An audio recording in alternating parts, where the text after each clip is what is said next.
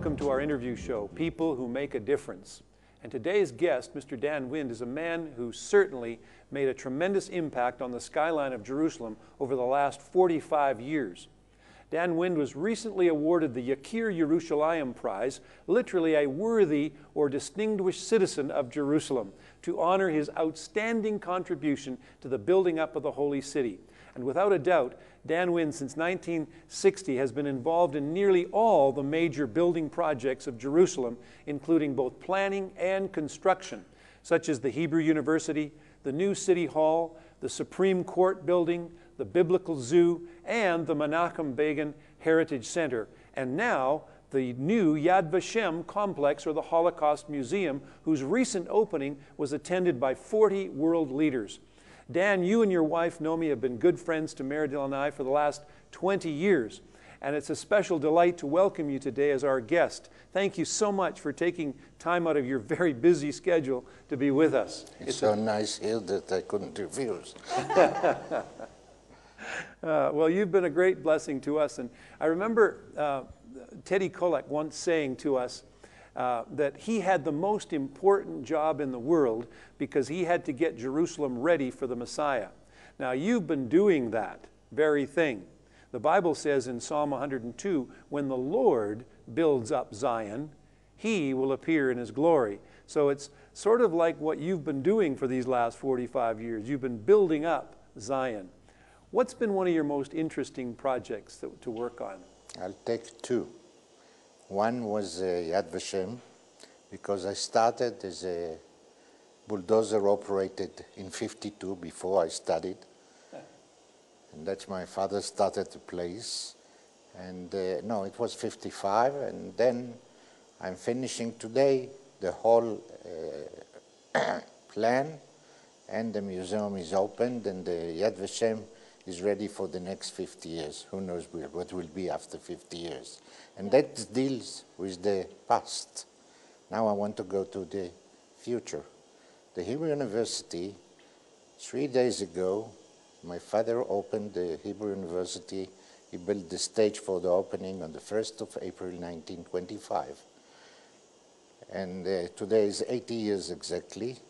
And I came there after the 6 Days War, somewhere in 67, 68 beginning, and I stayed on Mount Scopus 20 years, and I built the Hebrew University. We still did a lot of jobs later, but the mass was done between, let's say, 65 and 85 because of the war, Yom Kippur, etc. So those are the most two interesting jobs as far as I look at Jerusalem, because one deals with the past and one deals with the future. Students and teachers and classrooms are the future of this country and the future of our generation. Amen. And people come from all over the world, of course, to go to the university. But I'd like to ask a question about Yad Vashem. To our viewers, Yad Vashem that's Hebrew, and in English we say it's the Holocaust Memorial. Was your latest project, I think, Danny. It was done in stages, and there was in the beginning, the Yad Vashem is divided into three parts, really.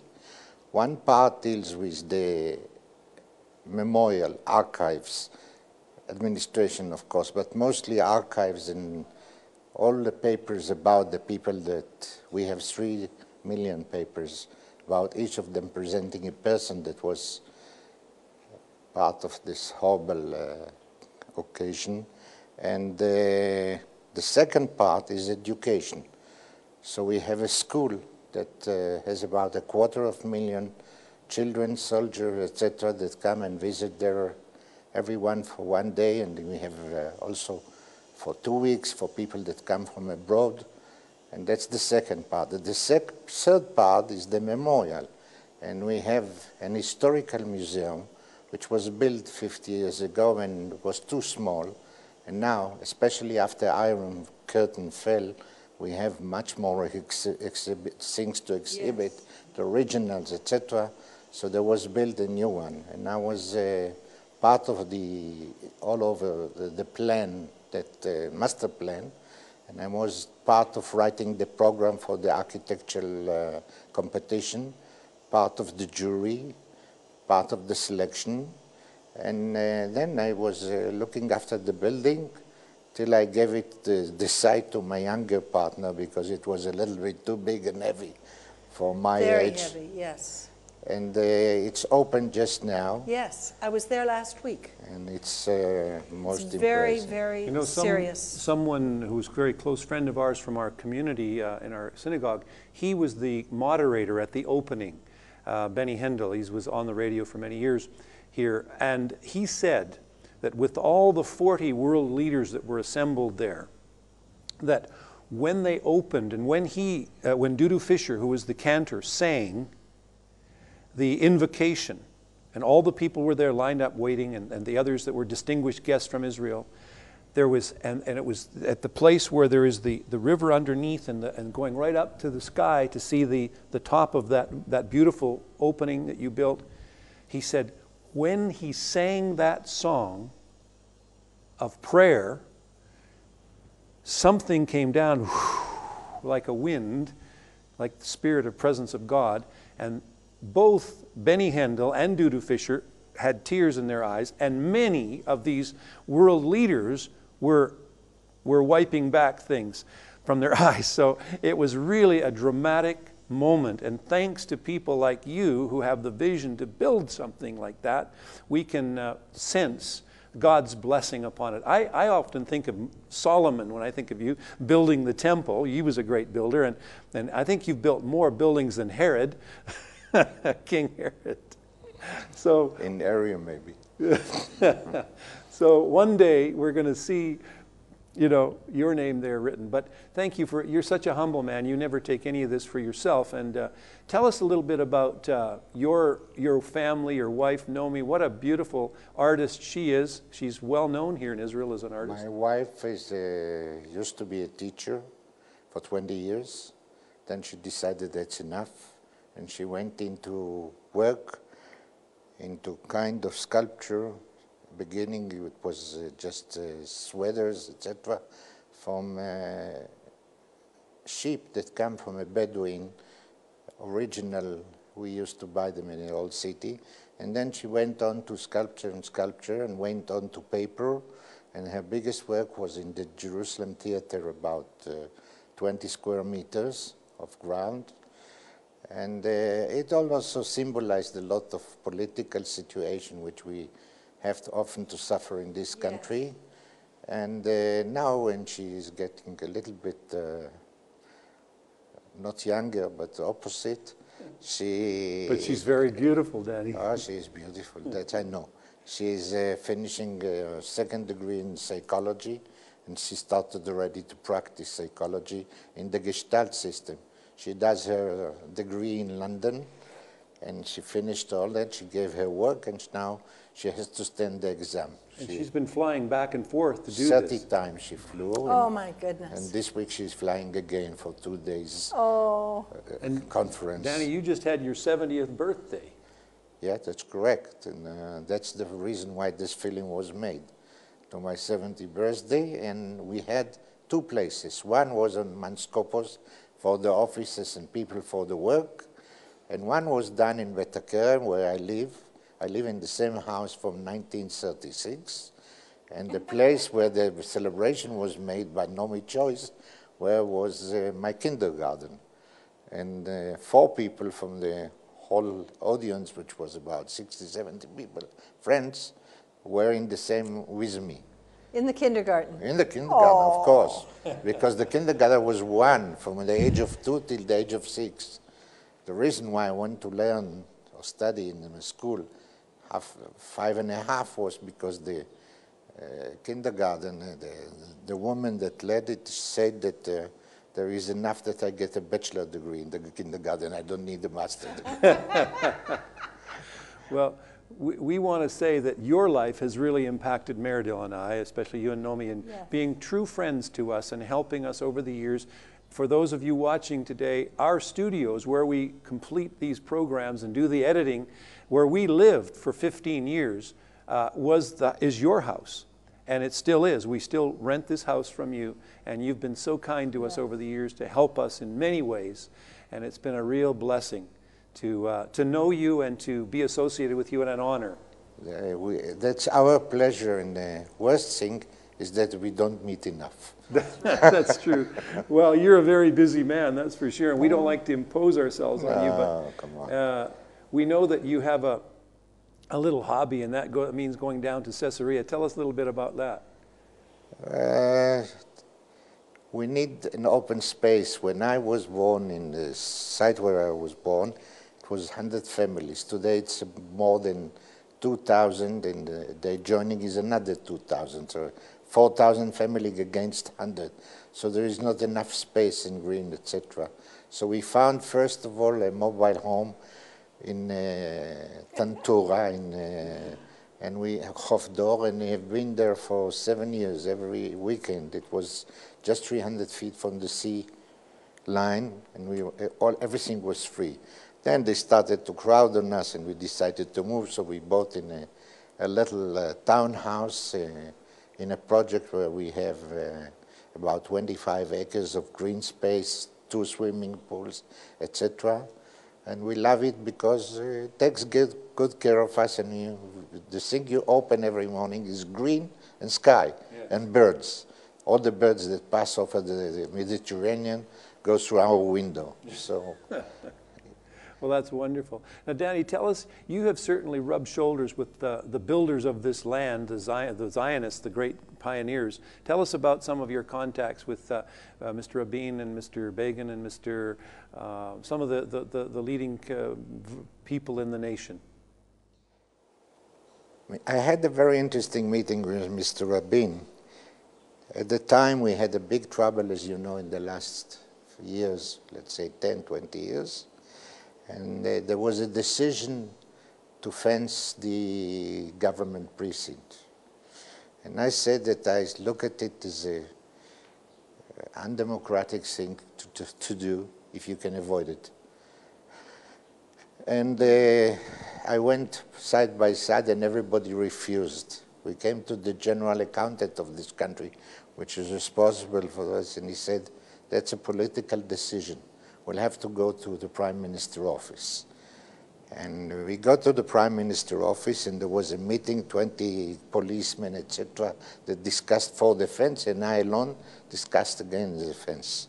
So the general manager of the Prime Minister office says to me, I can't decide. And here comes Mr. Rabin. He gets into the room, and he hears from them, and he looks at me, and he said, what do you have to say? I said, I remember your speech in '67 on Mount Scopus, when this city was liberated or whatever, and you said that you came to take the fences down. Now you don't want to bring them up? He smiled and he said, I'll give a decision. After a week, there is no fence till today. And that's already 10 years or That's more. a great story. Well, we're running out of time. Yeah, thank you so much. We want to say to the folks that are watching today, we want to invite you to come up to Zion, up to Jerusalem, and come with Meridel. She's having a tour in January 2006. And we would like to invite you to come, and we will take you around the city and show you the buildings, some of the buildings that Danny Wind has been involved in making and building over these years. And I really would encourage you to do that, because you would be really inspired to see what this man has achieved through his lifetime. I just want to say one thing about Danny before I ever met him. I walked into an apartment that he built, and the word that came to my mind in this brand new building was safety. And I don't believe it was because the building was safe, although it's been a great place to live. We were coming under the shadow of this precious man who has, in a way, covered us, protected us. Amen. And although we're the same age, he's been like a father figure to us and given us such excellent advice living in the Jerusalem area, and I bless you for that. And I did listen to you of where to go and buy our home, and we did, and it was the best advice I have ever received. If I Thank you, just Danny. add one word, I want to say to everybody of the so-called guests that will come here in January 2006, that feel free to call and I'll be your guide, because for me it's not work, It's pleasure. Oh. For me, wow. Jerusalem is not work, is love. That's an honor. Amen. We can have Dan Wind as our personal guide around Jerusalem. That would be awesome. His life has been a life of love, loving and building up Zion or Jerusalem. So we wish you every blessing in your home, wherever you are around the world. And we wish you shalom, from Jerusalem. Jerusalem.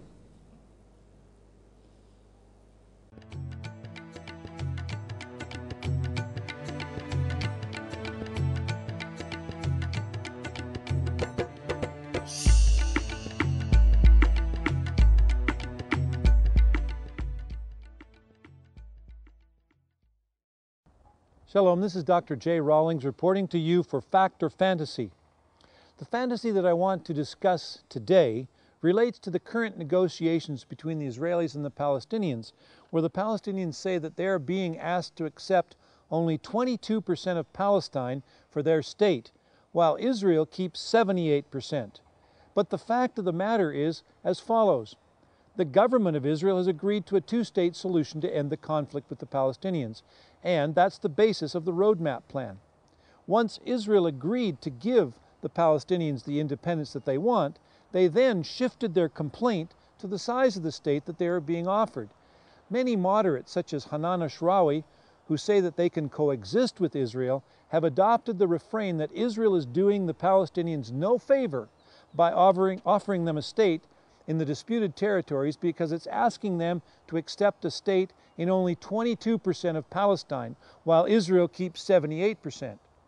Now, this is a very convincing point to show the unfairness of the Palestinians' plight to the world media and to suggest that Israel's peace overtures are niggardly. That is, unless you know the history of the area and can recognize that the truth is actually the reverse.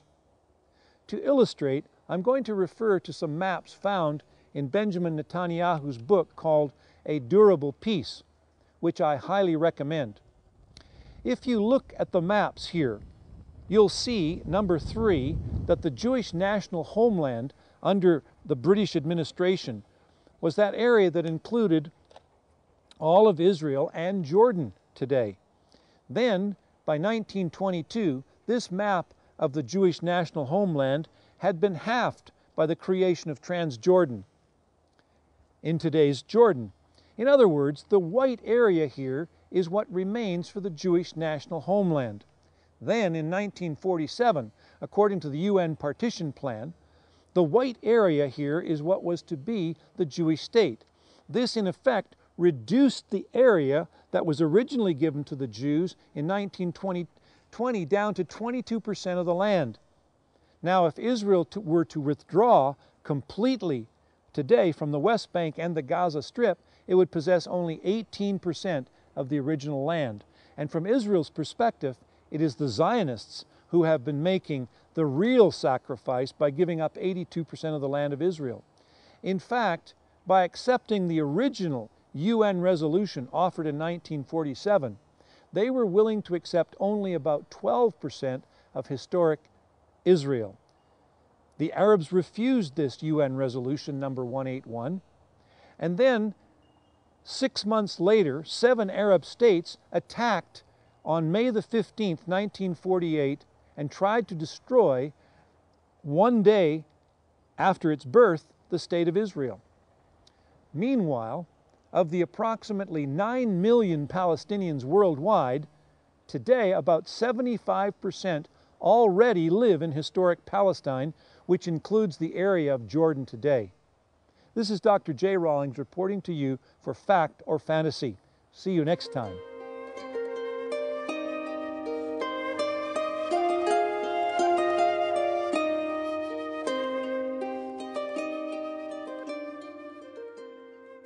Shalom. Welcome to our home located on the hills of Benjamin, just outside of the city of Jerusalem. What is prayer? Oh, you could give me many religious terms, I suppose, but I'm going to give you some thoughts on prayer. First of all, I want to read you portions of Psalm 139, written by David. O Lord, you have searched me and known me. You know my sitting down and my rising up. You know my thoughts afar off. You comprehend my path and my lying down. You are acquainted with all my ways. For there is not a word on my tongue, O Lord, but that you know it altogether. Where can I go from your spirit? Or where can I flee from your presence? David here expresses so eloquently what many of us have thought and felt throughout our lives. And even to this day, we still have these thoughts. Often there is a tremendous gap between our thought life and the life that we live in reality. Our secret world, the world of our dreams, the world of our hopes and our longings, the world of our visions of ourselves as accomplished and overcoming and being fruitful and creating and producing the very things we want to flow out of our lives. That's where we live. But that's not how other people see us, because that's our private world. But I want to tell you how to bring those dreams and hopes to fruition. Prayer is the key. Prayer is the language of the soul. Prayer is the flow of the Spirit. Prayer is like your breath. You do it without even thinking. It is your longings. Direct them to the Lord. He created you. He put them in there. He gave you that longing. He gave you that desire to be that person, to do that work, to write that book, to bake that meal, to study for that exam, to gain that degree. Go for it. But if you will allow Him privileged entrance into your garden, your secret garden, He will give you the keys to unlock yourself and see accomplished every single dream. Yes, I'm a dreamer. I couldn't live if I didn't dream. But God's in my dreams, and it's amazing how He brings them down to fruition. The home I'm sitting in today is the fruit of a simple dream, and listening to the still small voice and believing that what He says to you is your own personal destiny. Accept it, believe it, and begin to act on it. Have faith. I'd love to meet you at my beautiful website, hisstillsmallvoice.com.